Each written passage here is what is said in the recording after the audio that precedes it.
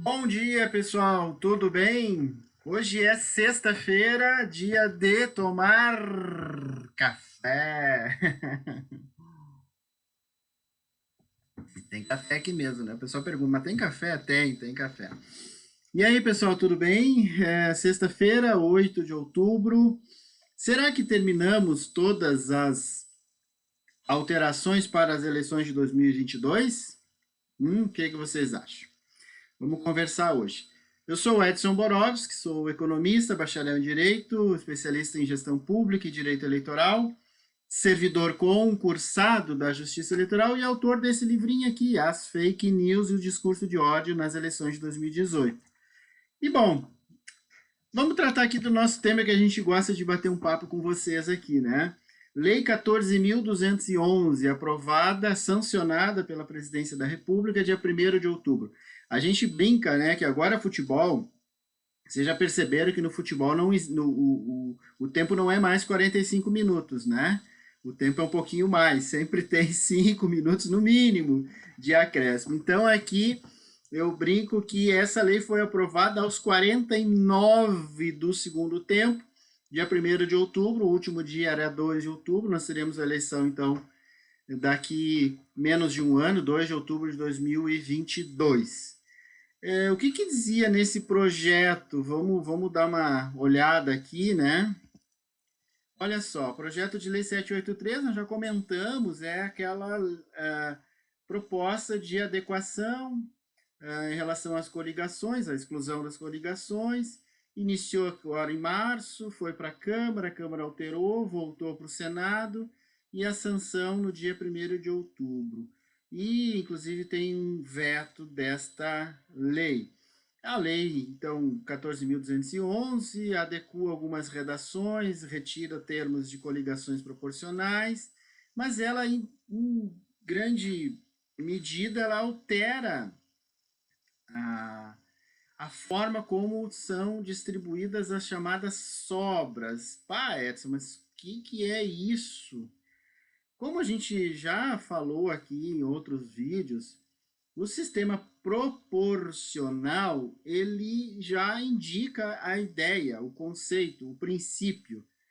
Nas eleições proporcionais, chamadas eleições assim, para a Câmara dos Deputados e Deputadas, Assembleia Legislativa, Câmara Distrital, no caso do Distrito Federal, e Câmara de Vereadores e Vereadoras. Olha só, na divisão das cadeiras, cada partido deve ter uma porção, uma proporção do eleitorado. Mas Edson, explica melhor, detalhe um pouco mais. Então, eu fiz um material aqui que eu quero mostrar para vocês como é distribuídas as vagas nos parlamentos, né? Nós chamamos nos parlamentos. Aqui faz sempre uma ressalva em relação ao Senado. O Senado não é uma representação do povo, o Senado é uma representação dos estados. Então, lá, para a eleição ao Senado, nós utilizamos o sistema majoritário, ou seja, quem tem mais votos ganha. Bom, a Lei 14.211, então, altera o Código Eleitoral, altera a forma. Mas vamos contar um pouquinho dessa história. Como era o cálculo até 2015, né? Ou seja, o Código Eleitoral ele é de 1965.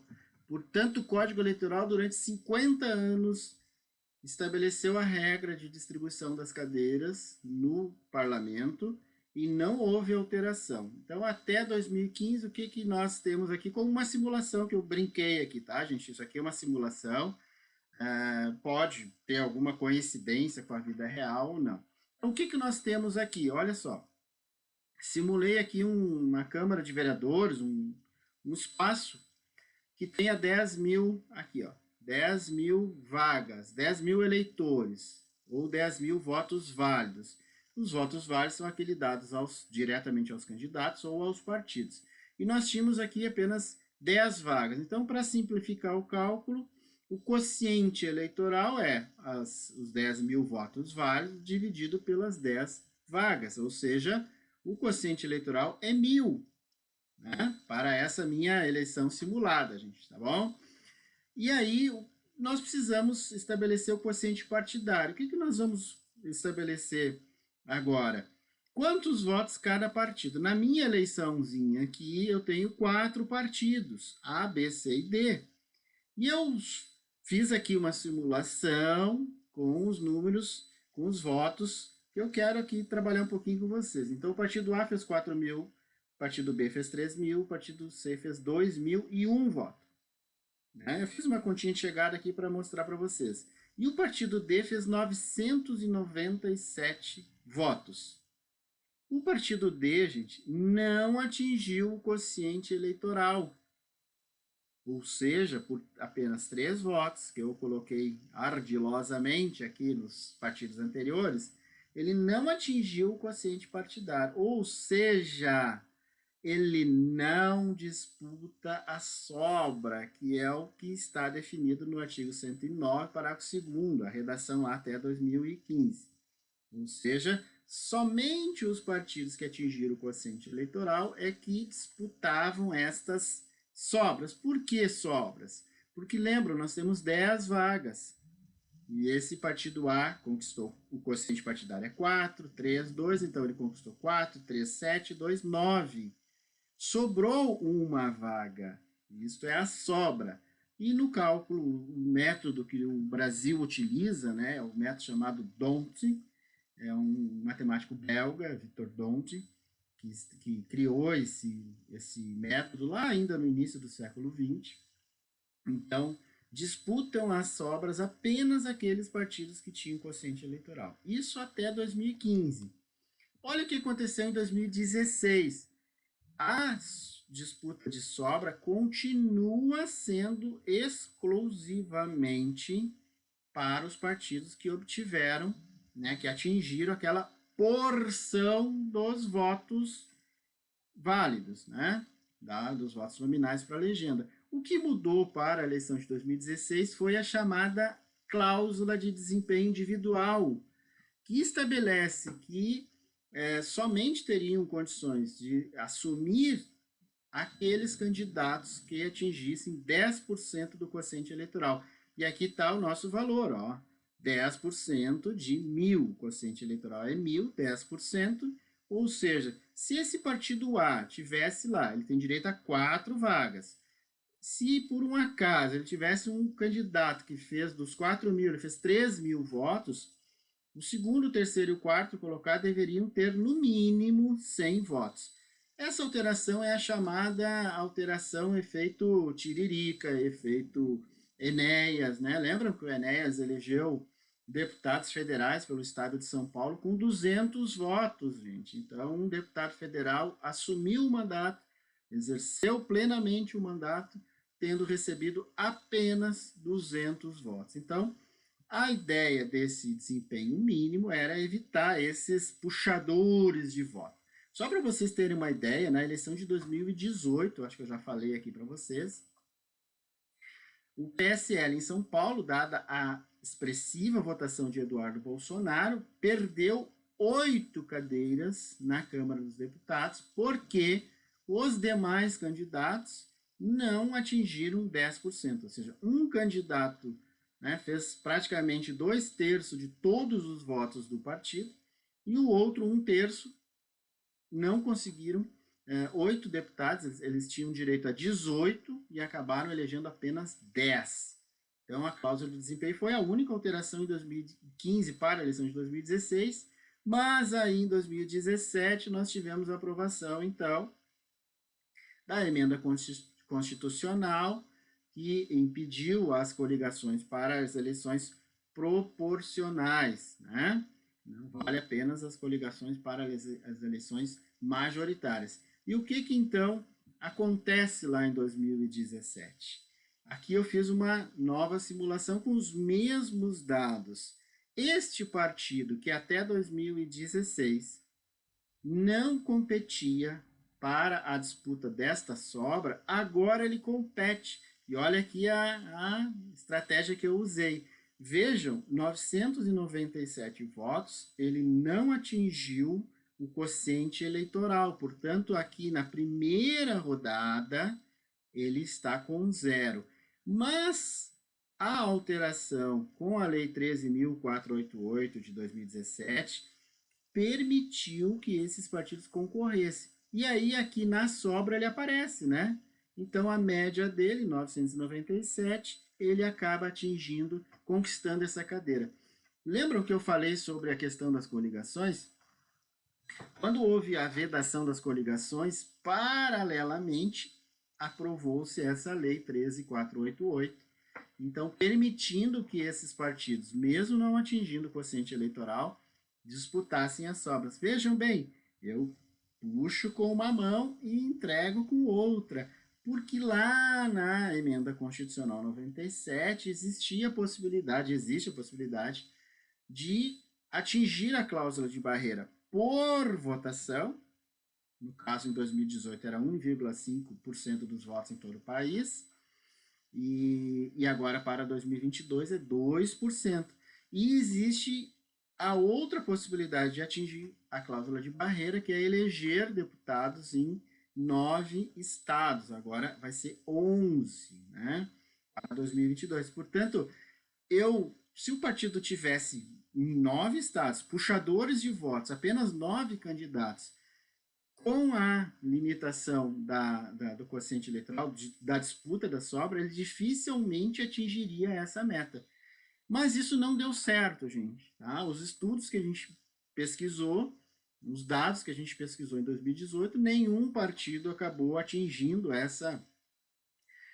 ultrapassando a cláusula de barreira pela eleição de parlamentares em 9 estados. Então, acabou não ajudando. Isso validou ainda para 2020 e agora, né, aqui em 2018, veja bem, né, em 2018, fazendo um cálculo, por isso que eu acho que esse cálculo aqui eu fiz meio que para já introduzir ali a proposta das sobras.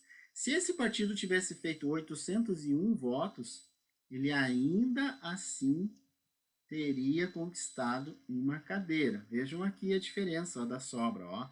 O partido A teve 800,8. O partido D, com 801 votos, ele conseguiu uma média de 801. Por que eu estou fazendo isso?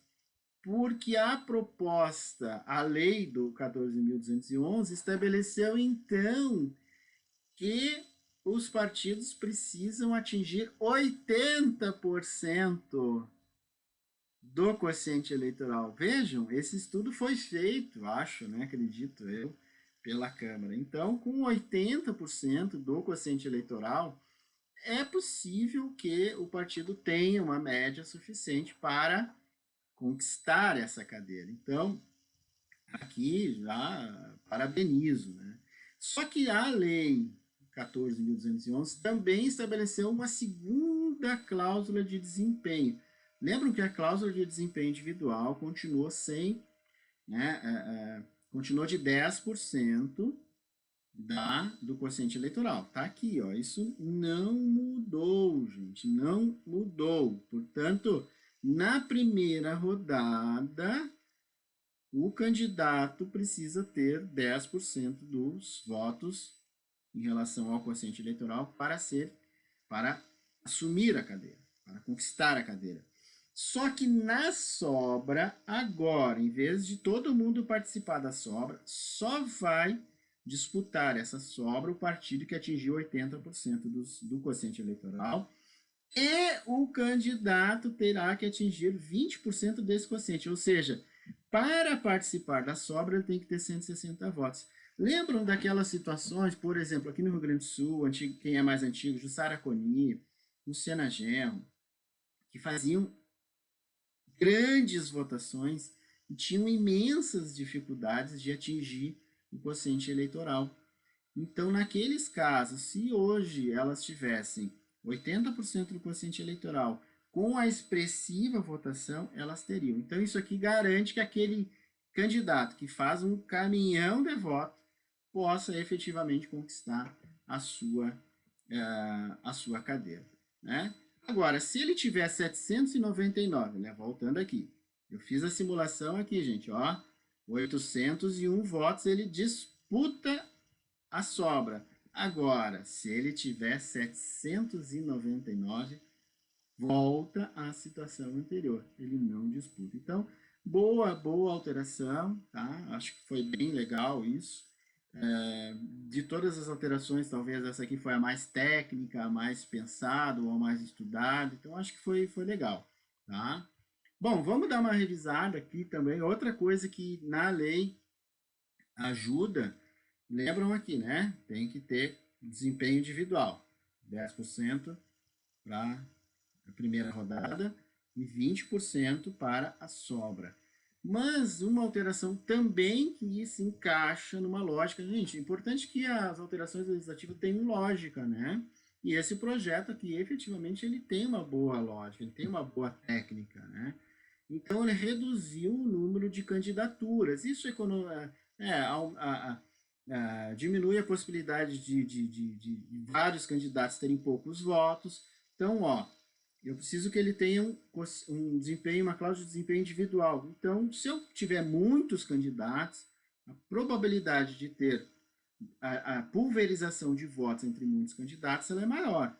Então, eu preciso diminuir o número de candidatos. Então, a partir de 2022, houve uma redução de candidaturas, era 150 em relação ao número de vagas, agora baixou para 100.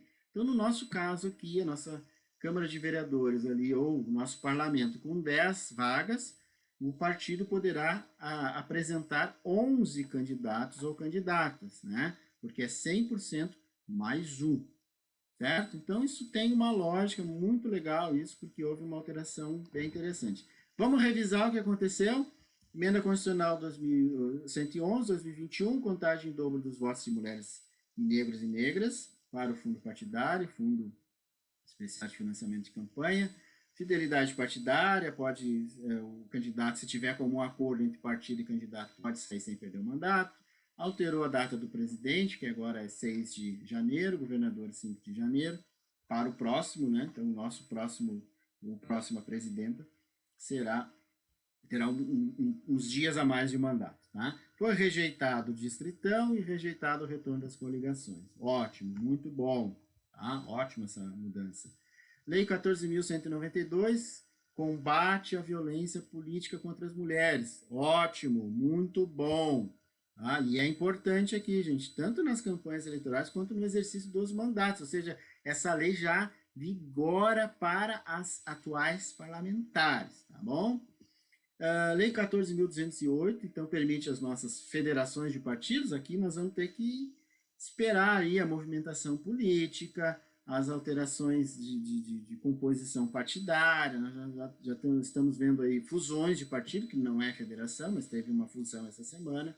Então vamos ver, tanto do ponto de vista jurídico, né, porque eu identifico aqui algumas inconstitucionalidades, mas também do ponto de vista político, né. E agora, vocês acham que passou do dia 2 de outubro, não tem mais movimentação legislativa na Câmara e no Senado em relação às legislações eleitorais? Ah, redondo engano! Então, a Câmara dos Deputados aprovou, nesta semana, um PL 4572 que estabelece o retorno da propaganda partidária no rádio e na TV. Mas, Edson, isso aqui não vai valer para 2022? Não, vai valer, porque não é uma alteração que diz respeito à eleição, ao processo eleitoral, mas sim à organização dos partidos. Então, no primeiro semestre de 2022, caso houve uma alteração, a redação volta para o Senado. Caso o Senado aprove e a presidência sancione, em 2022 nós poderemos ter no primeiro semestre propaganda partidária, aquela propaganda dos partidos. E o PL também está bem interessante, porque ele estipula uma cota de 30% de participação das mulheres nessa propaganda. Então, para quem acha que ainda não tinha terminado, vai continuar a nossa atuação legislativa. Então, gente, por hoje é isto. Curtam o nosso canal, se gostou, compartilha no Facebook, no Twitter, no grupo do WhatsApp. Grupo do WhatsApp da família é muito legal, tá, gente? Vamos lá. Até a próxima semana com o nosso café. Tchau.